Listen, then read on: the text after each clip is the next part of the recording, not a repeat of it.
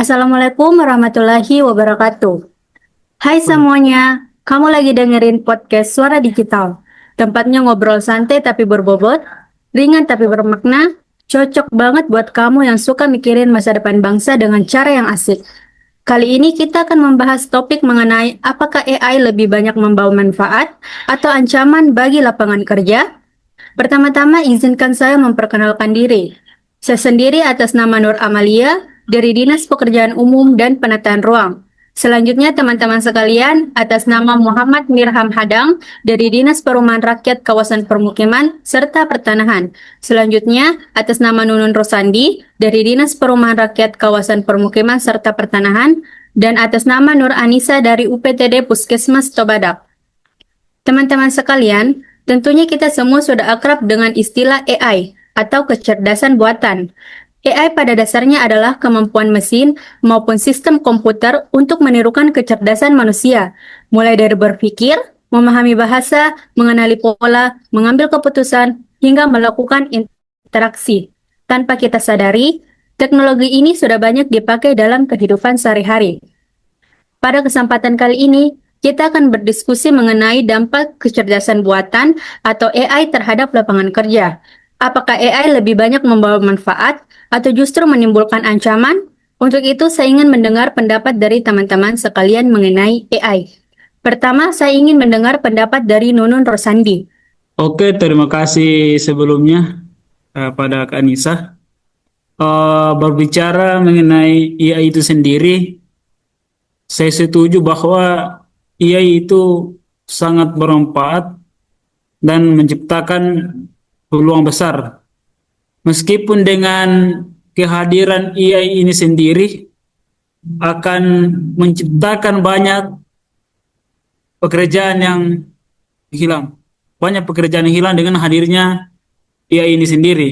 Namun dengan adanya AI ini akan menciptakan peluang baru, menciptakan pekerjaan baru. Profesi seperti AI engineer, content creator yang berbasis digital yang sangat dibutuhkan di sini. AI juga membantu di sektor kesehatan, transportasi, bahkan pendidikan. Jadi menurut saya AI itu sangat bermanfaat. Mungkin itu saya. Baik, terima kasih atas pandangan yang sangat positif. Benar sekali, AI memang membuka peluang baru di bidang mulai dari profesi berbasis teknologi hingga pemanfaatannya di sektor kesehatan, transportasi, dan pendidikan. Namun, di sisi lain ada juga kekhawatiran mengenai pekerjaan yang tergantikan. Mungkin saya ingin mengundang peserta lain, apakah ada yang melihat AI lebih banyak menimbulkan risiko atau tantangan dibanding manfaat? Dengan begitu kita bisa melihat topik ini dari berbagai sudut pandang. Selanjutnya mungkin untuk Nur Anissa, bagaimana pendapatnya? Baik, kalau menurut saya, AI justru ancaman. Kita sudah melihat banyak pekerjaan tradisional yang tergeser, kasir digantikan mesin, self-service, operator pabrik digantikan robot, bahkan ada AI yang bisa menulis atau membuat desain. Bagaimana dengan nasib pekerja dengan keterampilan rendah? Mereka jelas akan kalah bersaing dengan produk buatan. Terima kasih atas pandangan yang kritis. Memang benar, hadirnya AI tidak hanya membawa peluang, tetapi juga menimbulkan tantangan serius, terutama bagi pekerja dengan keterampilan yang relatif rendah. Fenomena penggantian pekerjaan tradisional oleh teknologi sudah kita lihat di banyak sektor. Justru inilah yang sangat menarik untuk kita bahas lebih dalam. Bagaimana menyiapkan tenaga kerja agar bisa beradaptasi dengan perubahan ini? Apakah perlu ada pelatihan ulang atau kebijakan khusus dari pemerintah dan dunia usaha? Jadi bagaimana pendapat Muhammad Mirham Hadam? Saya melihat ada sisi lain. Ini memang bermanfaat, tapi juga berpotensi memperlebar jurang kesenjangan.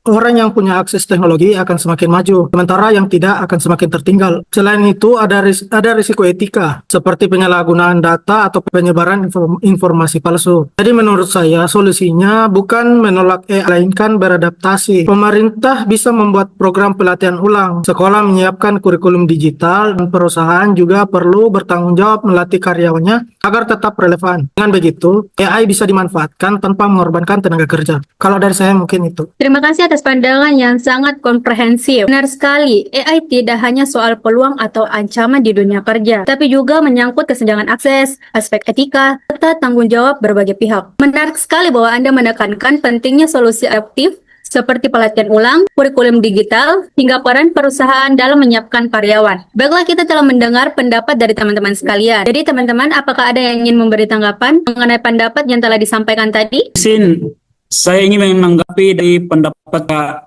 Nuranisa. Saya setuju ada pekerjaan yang hilang, tapi bukankah sejarah membuktikan teknologi selalu menciptakan peluang baru? Dulu ketika komputer masuk, banyak orang yang khawatir, tapi akhirnya muncul pekerjaan baru seperti programmer dan IT. Mungkin itu pendapat saya. Ya, itu benar. Tapi tidak semua orang bisa langsung beralih profesi. Banyak pekerja kecil yang tidak punya akses pendidikan tinggi. Kalau pemerintah tidak cepat bertindak, mereka akan semakin tertinggal. Saya sepakat dengan Saudari Nuranisa. Selain itu, ada isu keadilan. AI seringkali lebih menguntungkan kelompok kaya atau perusahaan besar, sementara masyarakat kecil justru tersisih.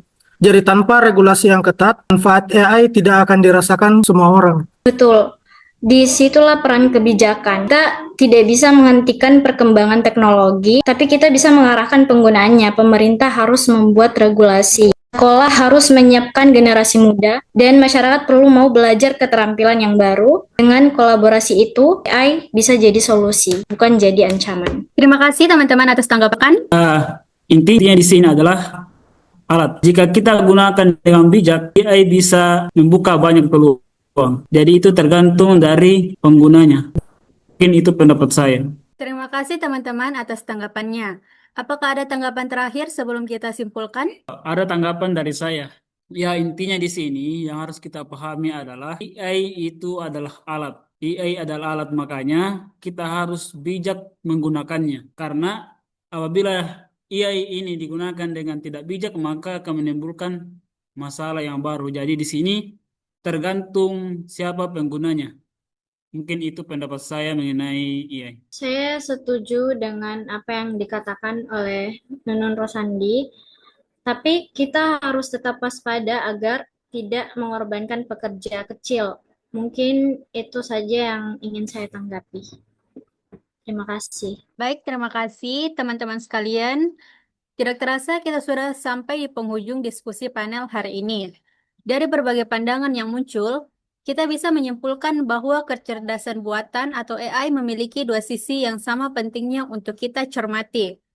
Di satu sisi, AI membawa banyak peluang baru, menciptakan lapangan kerja di bidang teknologi, meningkatkan layanan di sektor kesehatan, transportasi, maupun pendidikan. Namun, di sisi lain, kita juga tidak boleh menutup mata terhadap tantangan yang muncul, seperti hilangnya pekerjaan tradisional, risiko kesenjangan digital, hingga persoalan etika dalam penggunaannya. Oleh karena itu, kuncinya bukan menolak kehadiran AI, melainkan bagaimana kita beradaptasi secara bijak melalui pelatihan ulang keterampilan, penyiapan kurikulum yang relevan, serta kebijakan yang berpihak pada masyarakat luas. Akhir kata, saya mengucapkan terima kasih kepada teman-teman yang telah berpartisipasi aktif. Semoga diskusi ini bermanfaat dan menjadi inspirasi bagi kita semua untuk menghadapi masa depan yang semakin digital dengan lebih siap dan bijak. Wassalamualaikum warahmatullahi wabarakatuh. Salam sejahtera bagi kita semua.